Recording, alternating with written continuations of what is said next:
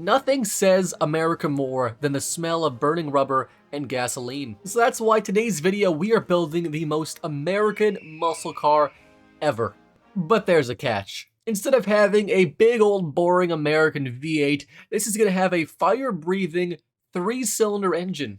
What's up guys, Rye here and welcome back to some more automation and BeamNG.drive. This is a muscle car body in front of us. The year is 1963, and we're gonna go ahead and build the best muscle car possible, but only using a 3-cylinder engine. It's also gonna be, of course, one of the most powerful 3-cylinder engines of all time.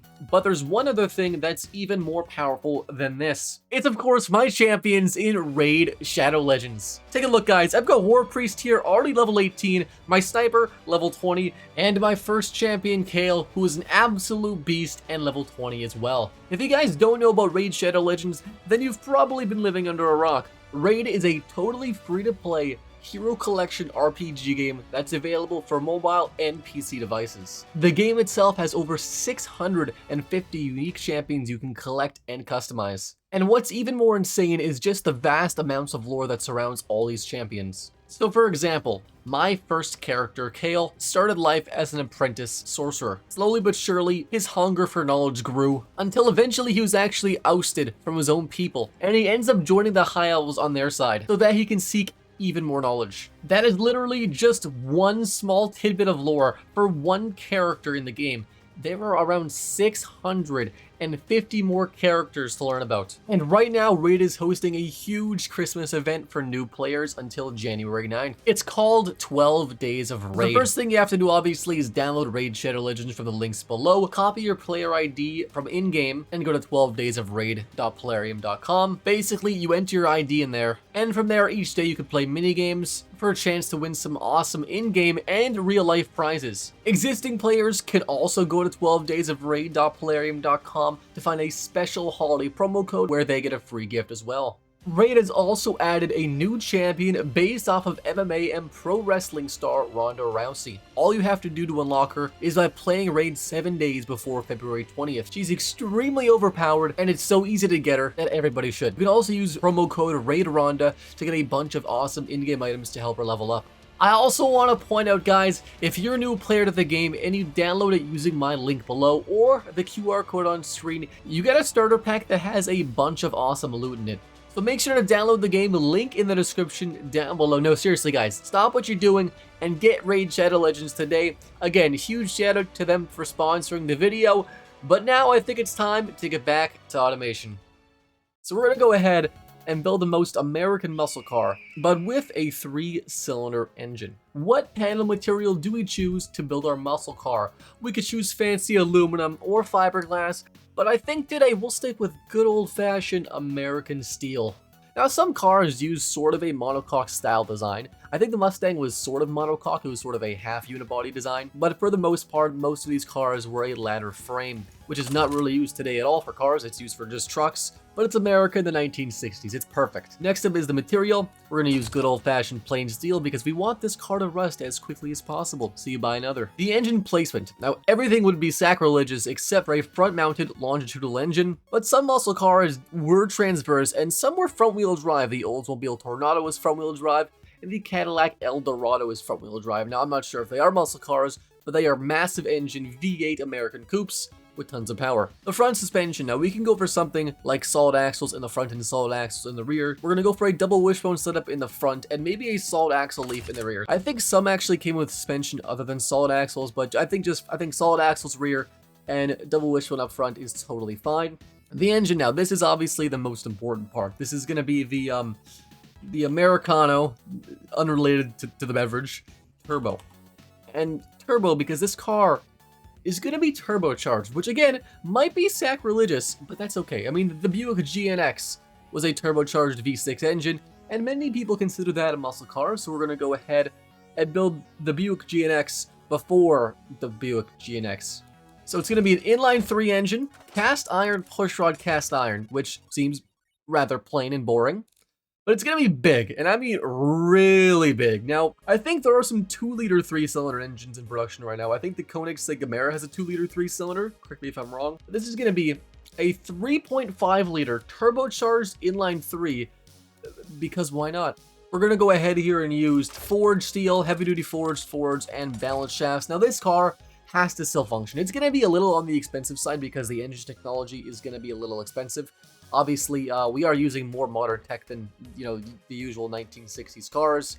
We're going to use plus 15 quality here because the engine has to run. It's the bare minimum, guys. The engine has to run, unlike any of the other American cars. Next up is the top end. It's going to be a 9-to-1 compression, which is pretty high for 1963. That's pretty darn high, with a pretty decently stiff spring and lifter system and a fairly high cam profile as well. The rev limiter is going to be 60 to 100 RPM, which is very high for a massive stroke 3-cylinder.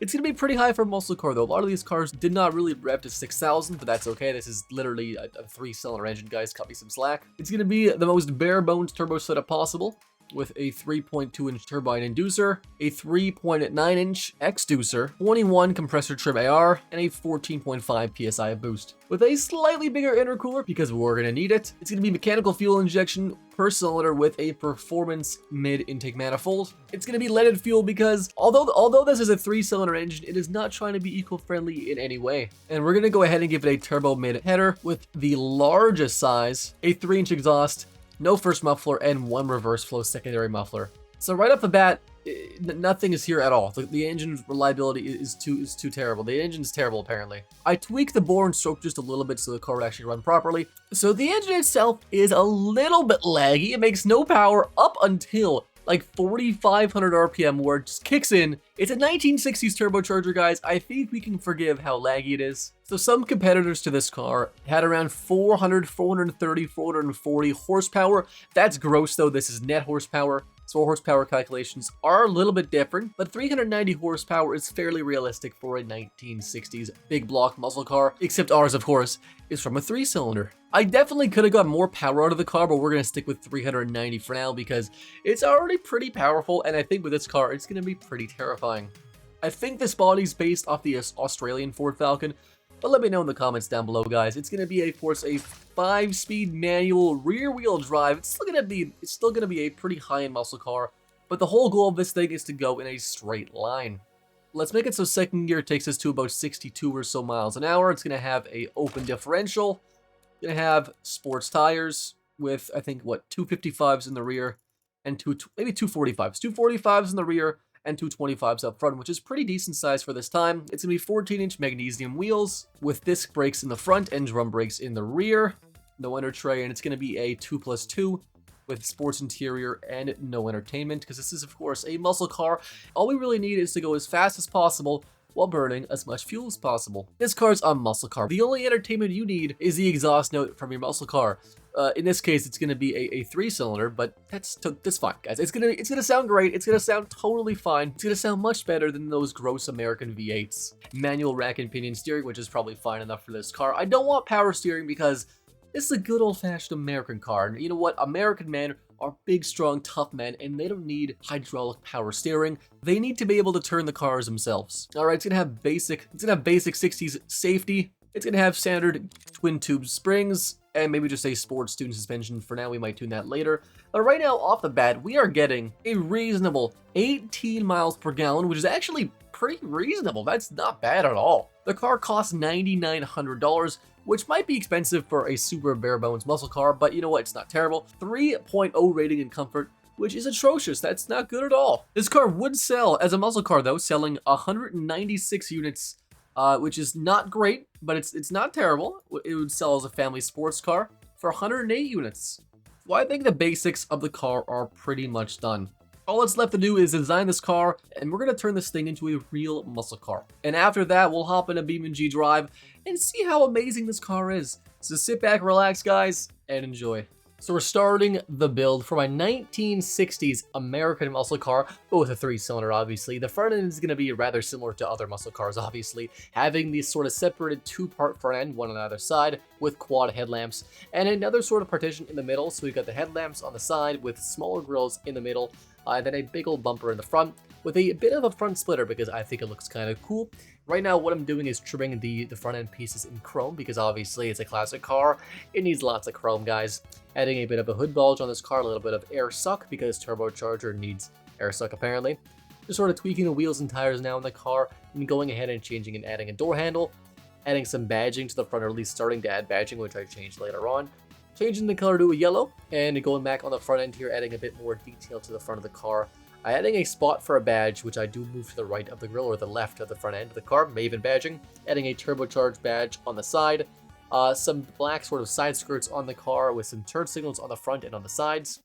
Changing the name of Turbo, and we're working on a wing now. The wing was pretty hard to actually get in the car to make it look good, I think. So I ended up just, going over the wing for quite a while. This actually took like a big portion of the video, I guess, technically. Leaving it for now, but I go back to it later on, deleting it. And just ending up with nothing on the back, because it looks much better with nothing, I feel like. Another back end, adding a big old bumper on the back. I think we have dual exhaust sticking slightly down, big old exhaust tips, a license plate, very simple taillights, sort of quad taillights, a big turbo badge in the back, and reverse lights as well in the car, adding a bit more details to the front. And in front of us is the 1966 Maven Turbo GT.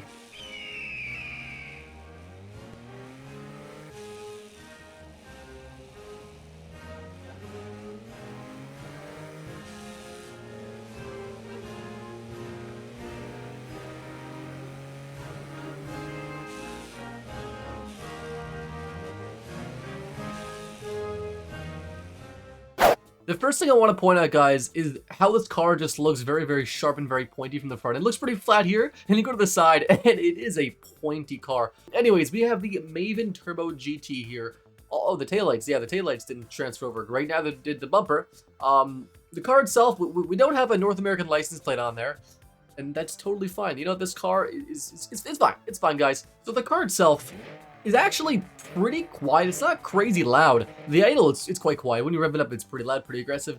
It doesn't sound like a muscle car at all, guys. It doesn't sound like a muscle car at all.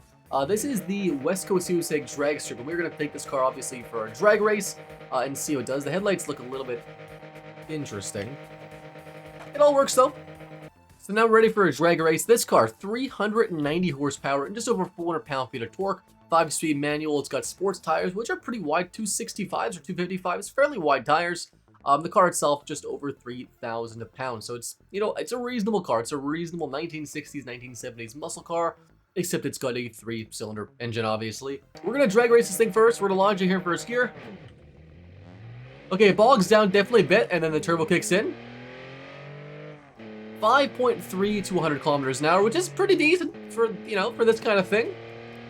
It's actually kind of uneventful. Drag race 13.5. It's nothing crazy. Nothing crazy at all. Okay, the brakes though. The brakes are really not good. Like, I was almost full force the entire time, and we made it to the end. That was not good brakes. It does have an open differential. It's got solid axles on the rear, so it's not going to handle the greatest, but it seems like it's doing okay. So now we are in the Italian map. We're going to be doing a hill. It's actually a fairly long hill climb. And we're going to see if our American muscle car with a 3-cylinder can do an Italian hill climb. Tight, twisty roads. Yeah, it's not going to go well. It's not going to go well. Nothing says America like Italy. We're going to stick in third person here. We're going to launch it in first gear.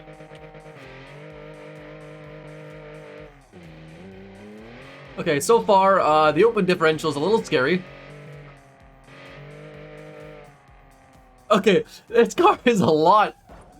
It is a lot loftier than I thought. This is not a prep drag strip. This is not a prep racetrack. It's gonna be a little more challenging. Okay, this is not a good idea already. I can already tell this is not really a good idea. This is quite a bit of horsepower and quite a large car with horrible brakes. Like that's full braking right there. Okay, they locked up though that time. I'll tell you guys right now, I have never driven on this track in my life, so there's no practice whatsoever here. I don't even know how this track really goes, but we're learning at the same time. Okay, there's grass there. I'm getting the hang of it, though. Hill climbs aren't actually that bad. Things are going pretty well. This car does not sound like a muscle car, though, at all. We're braking. We're good. Oh, there's a wall. I feel like I'm in, like, Fast and Furious Tokyo Drift, to be honest, at this point. And I'm just learning how to drive, like, a car. Things could be worse. Things could be worse. The car can be totaled, so, this is always positives here. Gonna stay in second here. It still drives straight, though. We're gonna... Oh, wow, that's coming up a little quicker than I thought. We're okay. Gonna brake.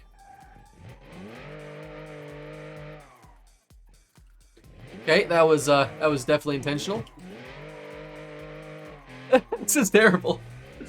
This car is just not good for this at all. Who would have thought? Who would have thought that an American muscle car with a 3-cylinder isn't suited to tight, twisty Italian roads? I'm stuck here. Okay, wait. Are we stuck? Can we go forward? Okay, we can go forward. Like, imagine importing a muscle car to Italy only to, like, absolutely destroy it on your first set of like, whatever this is called, just like doing a hill climb. On your first day of doing a hill climb, just imagine this. It's a really raunchy sounding 3-cylinder. I think the finish line's up here.